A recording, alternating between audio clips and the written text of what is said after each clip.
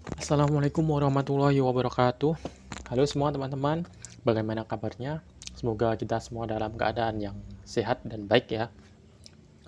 Perkenalkan, nama saya Bukhari Anwar. Saya di sini perwakilan dari kelompok 1 yang pada siang hari ini akan menjelaskan mengenai penginderaan dan persepsi. Dan ini adalah anggota-anggota dari kelompok 1.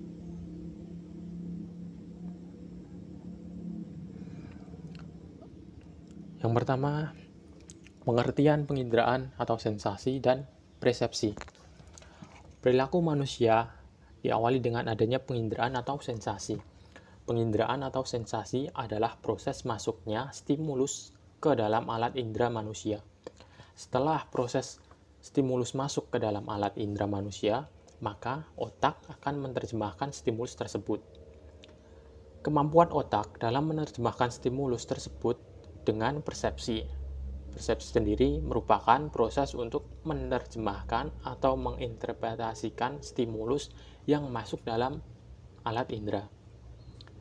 Mudahnya, sensasi atau penginderaan itu adalah proses merasakan apa yang terjadi pada lingkungan sekitar melalui alat indera kita. Kemudian persepsi, cara seseorang dalam memahami suatu atau bagaimana ia melihat suatu objek.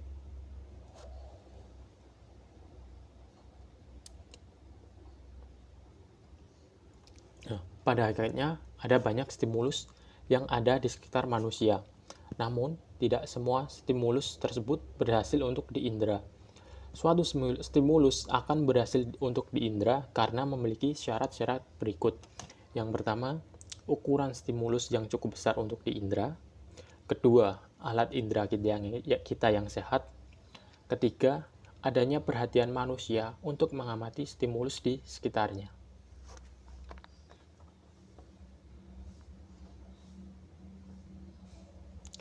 Nah, di dalam dunia penginderaan pengamatan memegang peranan yang sangat dominan dalam kehidupan sehari-hari. Pengamatan adalah usaha untuk mengenal dunia di sekitar dengan menggunakan alat indera.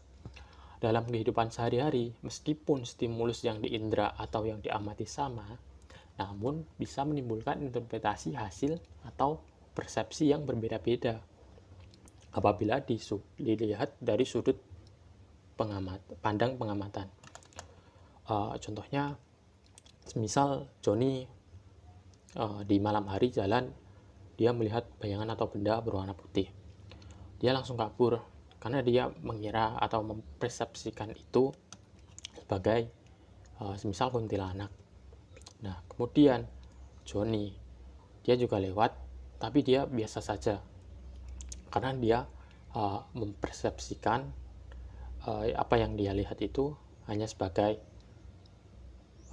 pakaian atau jemuran yang belum diangkat, seperti itu. Kemudian Sumadi pada tahun 1990 menyatakan bahwa aspek pengamatan dapat dibedakan menjadi 4, yaitu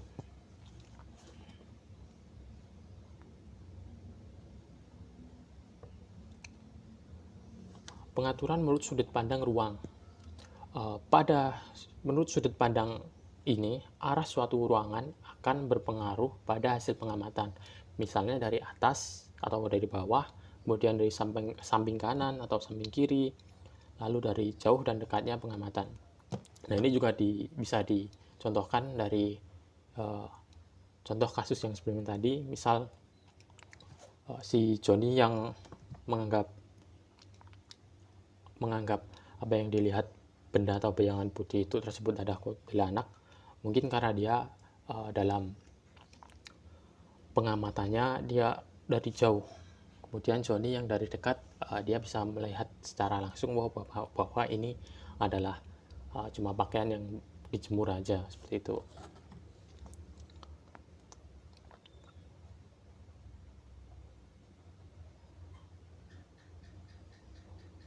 Kemudian pengaturan menurut sudut pandang waktu.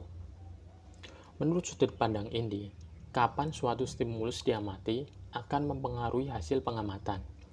Misalnya, kemarin dan hari ini. 5 menit pertama dan 5 menit berikutnya. kemudian saat istirahat dan saat bekerja. Untuk contoh kasus yang sebelumnya tadi, misal pengamatannya dilakukan dalam waktu malam dan siang hari, tentu jelas hasilnya juga akan berbeda. Karena apa? Karena di malam hari karena gelap, jadi tidak terlalu kelihatan dan samar-samar. Kemudian dengan siang hari yang kita bisa melihat secara jelas apa yang ada benda putih atau bayangan putih itu apa.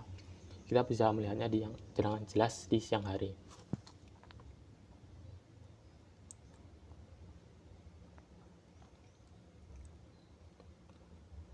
Pengaturan menurut sudut pandang Gestalt. Menurut sudut pandang Gestalt, manusia cenderung mengamati suatu stimulus sebagai suatu kesatuan yang utuh dibandingkan melihat suatu yang detail. Misalnya, melihat suatu bangunan dilihat sebagai suatu bangunan yang utuh dan bagus, bukan melihatnya suatu yang detail, misal dari gentengnya, pintunya, ataupun dindingnya.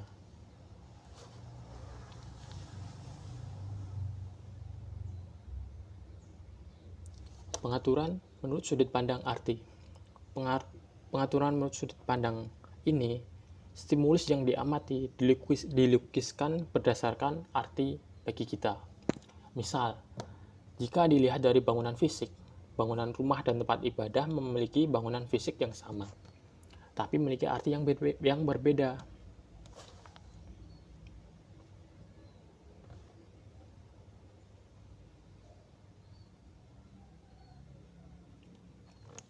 Nah, perbedaan hasil pengamatan atau persepsi juga dipengaruhi oleh individu atau orang yang mengamati. Adanya perbedaan hasil mengamati dipengaruhi oleh pengetahuan, pengalaman, atau wawasan seseorang.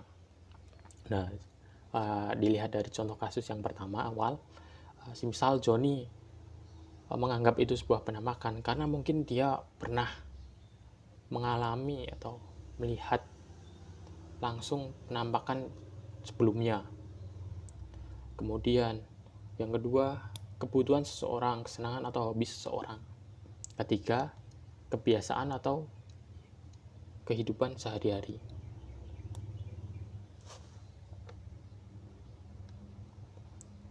Terima kasih. Mungkin itu saja presentasi atau penjelasan dari kelompok 1 mengenai penginderaan dan persepsi.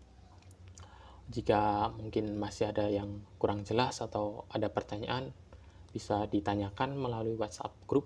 Nanti insya Allah dari kelompok 1 akan menjawabnya.